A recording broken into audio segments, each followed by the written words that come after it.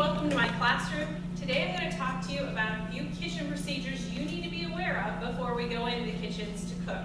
So I'm going to talk to you about a few safety things, how to do cleaning, and just some other procedures that I want you to be aware of. So first of all, we're going to talk safety. To turn the gas off in our kitchens, there are 3 different gas shutoff valves in this room. The first one is right here by my door, and to turn it off, all you have to do is hit it. So just like that, I shut the gas off. Okay. The next shutoff valve is right around the corner by my microwave. And again, you just hit it. The third one is on the back wall, and I can show you that once we go back into the kitchens. Okay. Next, fire extinguishers and where they're located in my kitchens. Again, we have 3. Large one is right here. If you slowly pan around behind us, over on the top of the sewing machine cabinets, there is the second one, all right? And then the third one is back in kitchen 3. So you can kind of see it over the top of the short wall, and you can also see that there's the gas shutoff valve right on that wall as well. Okay, so while we're pointed in this direction, right here below the gas shutoff valve is where I'm going to have the laundry basket that you put dirty towels and washcloths in. Okay, so at the end of every lab, before you leave your kitchens, you're going to put your dirty towels in that basket so that I can do laundry. Because otherwise we won't have clean towels for our next lab. So that's all on this side of the kitchen, and I will join you on the other side in just a second. Now, each of the 4 kitchens is a mirror image of each other. So everything is in the exact same place in each kitchen. It's just that they are a mirror image. So let's first of all talk about how you're going to get ready to wash dishes, because that's task number 1 after you wash your hands for labs. Okay, so we have our sinks. The first thing that you're going to do is you're going to get out your mat and your rack for your dishes, okay? This goes right on the edge of the sink. Notice there's a little lip here. This goes in the sink so that if you have any water or anything on this mat, it drains into the sink and not all over the counter, okay? So we have this set up. Next then, you want to take your stopper and you're going to make sure that this is how it needs to be down in the sink and push it down in there. You're going to use a quarter-sized bit of a liquid detergent, dish soap, okay? So you just squeeze a quarter-size amount in, and then we use hot water. Hot water. Get it kind of like suds it up a little bit, and then you're ready to start washing your dishes. Okay, so let's talk about washing dishes, because there is a specific order to washing dishes. All right, so we have our soapy water in this sink. This is where we're going to rinse dishes, and this is where we're going to put them to dry. Now, after you wash dishes, rinse them here. Do not put them down in this side of the sink. Once they're rinsed and clean, put them in your rack and let them drip dry for a little bit before drying them and putting them away. Reason being, you don't put them down in the sink. This side of the sink is dirty. This is where you're going to dump extra water, things after you've been eating. You don't want to put your clean dishes down in this side of the sink, okay? So you're washing, rinsing with hot water, and then putting in your rack to drip dry a little bit before you dry them with your towels and put them away. Now, there's a specific order for washing your dishes too. You want to think about in terms of least dirty to most dirty dishes so that you can get the longest use from your soapy water. Now, if this gets really cruddy, please get clean water. I should see suds, it should be nice and hot, there shouldn't be chunks of anything floating in it, okay? So in terms of washing dishes, here's your order, okay? First, you want to do glasses, move on to silverware, your plates, and then do your dirty pots and pans, okay? So, least dirty to most dirty. So, we're starting with glasses, silverware, plates, bowls, and then pots and pans, okay? And if your water gets dirty, feel free to let it out, and then you'll just rinse it out and start the process over again. So, put your little plug down in there, another quarter-sized amount of dish soap, hot water, and then you're good to go. Okay, a few other things that I want to talk to you about. Number one, we have hand mixers in our kitchens, okay? These are great. When we use the hand mixer, there's a few things that you need to be aware of. First of all, when you use it, let's say this is our bowl. Your bowl that you're going to be beating in needs to be down in the sink. This will alleviate things flying all over the kitchen and you having to clean up after yourself. So this is a good thing. So your bowl down in the sink. Okay, secondly, if you can zoom in and look on the bottom of the mixer here, right by the holes, there's pictures that you need to pay attention to, okay? These are where the beaters go. Depending on which beater goes in which hole, okay? This one is straight. This one has a little bit of a collar on it. So that means when you have your beaters, you need to pay attention to the straight beater, all right? So we'll stick that in this side because that's what the picture told us, all right? Did you hear it snap? So you need to make sure that you push it in all the way. And then also this one has a collar on it, and this was the collared side. So we're gonna go and line that up. It's hard to do when you're not looking at it. And push it in. Okay, so both sides are snapped in. Okay, now, when you go to plug this in, before you plug it in, make sure this is off. Plug it in. Okay, and then you're gonna use it down here in the sink. All right, now it's very important that I want you to pay attention to how you take the beaters out. Okay, to take the beaters out, there's this little release button right here where your thumb is. So you want to unplug your mixer, and then you push this little bit to take the beaters out. Do not pull the beaters out. Push the button, and it kind of shoots them out. So you need to be careful when taking them out. Make sure that it's unplugged so you don't turn this on, and then push the button. Don't pull them out, okay? So that's using our hand mixer. All right, another couple of things that we need to be aware of. Number one, if you're going to use the microwave, no metal in the microwave, ever. No spoons, no metal bowls. Anything that goes in the microwave needs to be microwave safe. So what does that mean? Glass. Anything that is glass is perfectly fine to use in the microwave, so please make sure of that. Secondly, I've had an issue with this in the past, and so I want you to remember, when a toaster is plugged in, you do not stick metal objects in the toaster, okay? I want you to stay safe. So, if it's plugged into the wall, we don't stick forks in it, we don't stick knives in it, we don't stick anything in the toaster to get anything that's stuck out, okay? So, no metal in the microwave, no metal in the toaster when it's plugged in. All right. So, let's talk also about knife safety, because that's something that sometimes people have a hard time with. Okay. So, your cutting boards and your knives are going to be in your silverware drawer. Okay. So, here's your silverware drawer. You get a plastic cutting board. Make sure that it's secure on your counter. And then your paring knife. Okay, now I'm not going to run around the kitchen with this. So I'm going to put it up here on the counter. All right, maybe I'll move down a little bit so you can see a little bit better. When you're using a cutting board, or when you're cutting anything, you need to have the cutting board out. Pay attention to where the blade is on the knife. I've seen people cutting like this. It's not going to work real well because this is the blade side. So the blade needs to be down. All right, and you need to hold on to it firmly. Cutting away from yourself, okay? If you need to hold something, keep your fingers curved, all right, out of the way of the blade.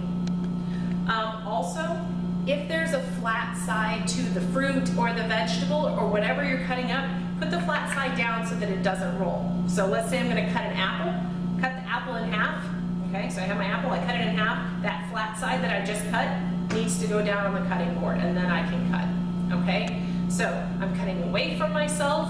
I'm always cutting on a cutting board. And if the blade on the knife seems to be having a hard time going through the fruit or the vegetable, you need to let me know. I always have the knife sharpener with me.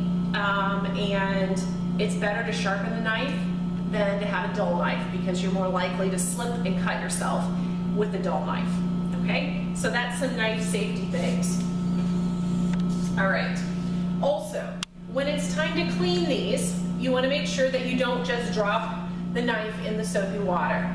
It will get lost. Somebody will look in there to try to do dishes and they could get cut by the knife. So please, wash it yourself and put it in the dish drainer or just leave it next to the sink to be washed at the end. Don't ever just throw it in the soapy water.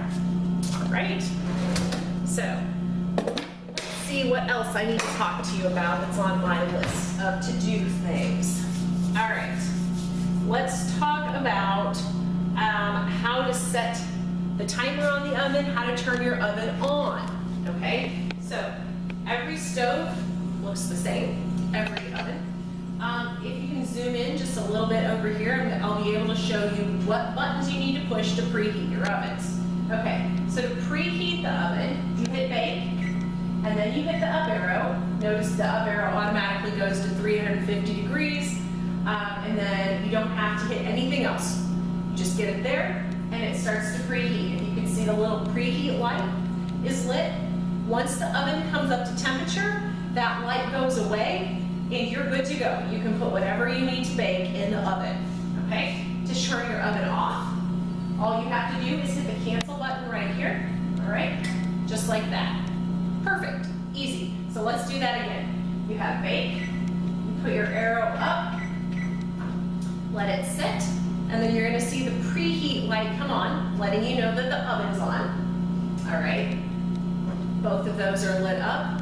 Once the preheat light goes away, then you're gonna know that your oven is ready to use. And then cancel to turn it off. Now, once you're baking things, you need to set the timer so that you remember to get things out of the oven. Okay, so here's how to do that. You're going to hit the timer button. Okay, so if you're zoomed in, hit the timer, and then you're gonna go up with the arrow. So this is 6 minutes. I'm just gonna let it start on its own, so I don't have to hit start or anything, just timer and the arrows. And again, to turn it off, you hit timer. Okay, so here's how to use the timer again. Timer, arrows, let it go. Once it gets done, you can turn it off by hitting timer. Do not, listen to me, do not hit bake time. That is only if you're going to set the oven to use to bake a short amount of time, and it turns the oven off after that time. That's not something you want to deal with. So act like that button is not there. You're only going to be concerned with the bake button, and then the arrows, and the timer button. Okay? All right. While we're over here, let's talk about how we clean the oven. Okay? So notice that we have grates up here on the stove top. Sorry, I should have said the stove top. This is how we're going to clean it. Be real careful picking up the grates. These are heavy. They are cast iron. But notice there's little rubber knobbies that help to keep them from rubbing on the stove top. So take those off. Above your sinks, you have paper towels and cleaner. All right.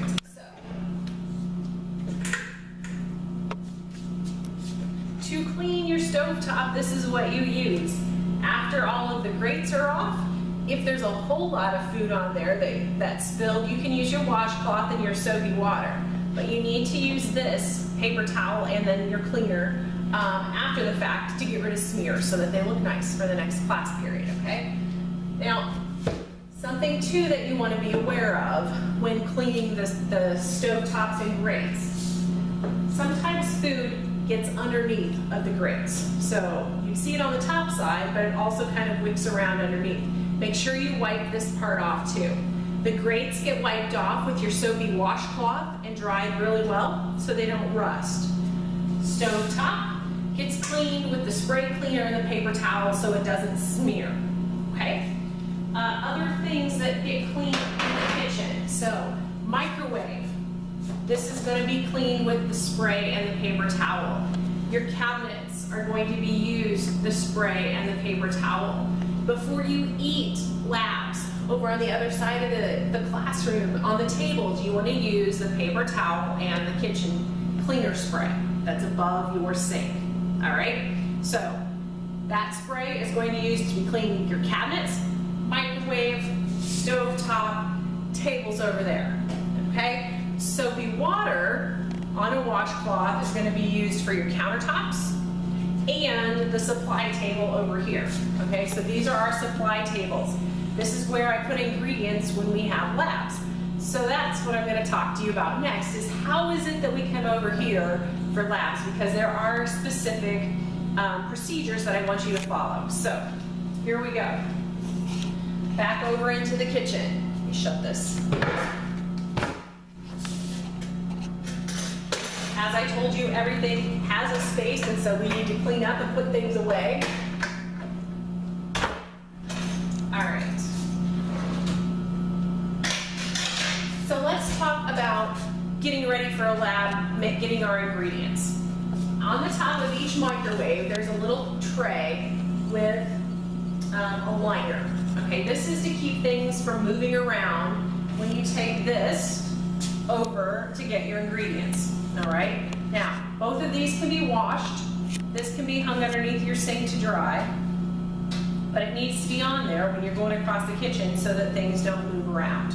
All right, this does not go in your oven. This is just a tray for you to use to get ingredients.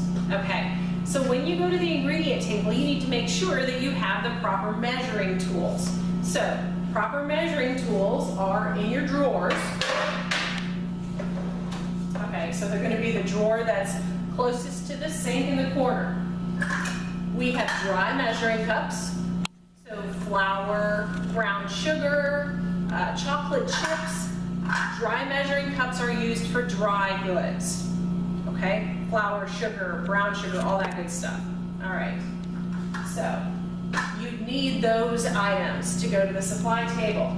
You also are going to need measuring spoons. Measuring spoons can measure both dry and liquid ingredients, so that's important. You can measure vanilla extract, you can measure salt, you can measure a spice. It's just small amounts of ingredients that you use measuring spoons, okay? So measuring spoons, you will need those at the supply table too.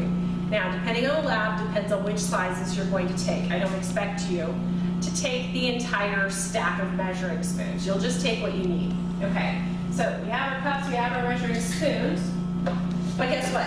You also are measuring a liquid over at the table, and so that requires a different measuring device.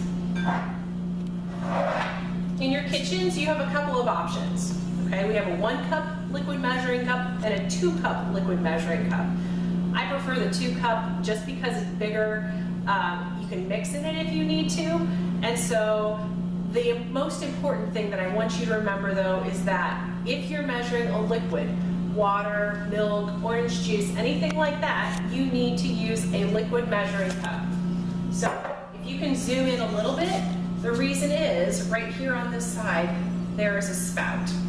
So whereas, yes, you could measure a cup of milk probably in something else, this spout is going to make your life much easier. So in my kitchens, if you are measuring a liquid, you need to use a liquid measuring cup.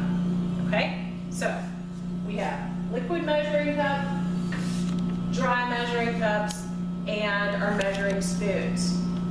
Know which one you need for your task because you'll be graded on that. So liquids, solids, both. All right, they're just smaller amounts in the measuring spoons. Okay, let's see if there's anything else that I'm forgetting on my list. So that.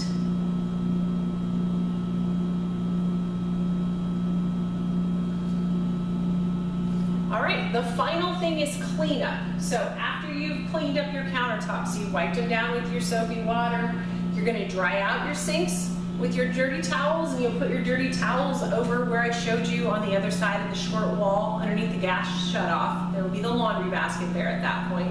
You're also going to need to sweep floors. Okay, so let's talk about where my brooms and my dustpans are, because those are going to be something that you're going to need to use. So if you'll come around here, over next to the large stand mixer, this is my pantry. right? So these are where we keep our ingredients. Foods 1 and 2 ingredients are over here. Foods 3 and 4 ingredients are over on this side. Right here in this little space right between the pantry and my big stand mixer is where the brooms and the dustpans are. Now, somebody put this one back wrong. You need to take the dustpan and leave it down next to the broom, all right? It's dirty. I don't want it up here where I'm going to be making food. So, broom and dustpan, how to use these, all right? You're gonna sweep, you're gonna bend down with your dustpan and sweep up, and then take this and throw it in the trash can.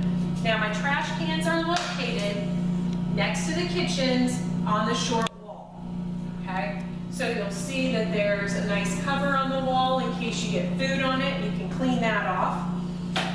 But basically, that's where the trash cans are on this side of the kitchen. And this is where the broom goes. Now notice you have to put the broom back a certain way so that it doesn't come back and attack you. There's 3 brooms back there and 2 different dustpans. So that pretty much covers everything that I need you to know in the kitchens. Make sure you're following all safety precautions. You're mixing things in the sink. You're using the little button on the hand mixer to shoot those beaters out. Don't pull them out. Use the correct tool for the job, and we are going to have a great year. I can't wait until you go into the kitchens and start your first lab. Have a great day.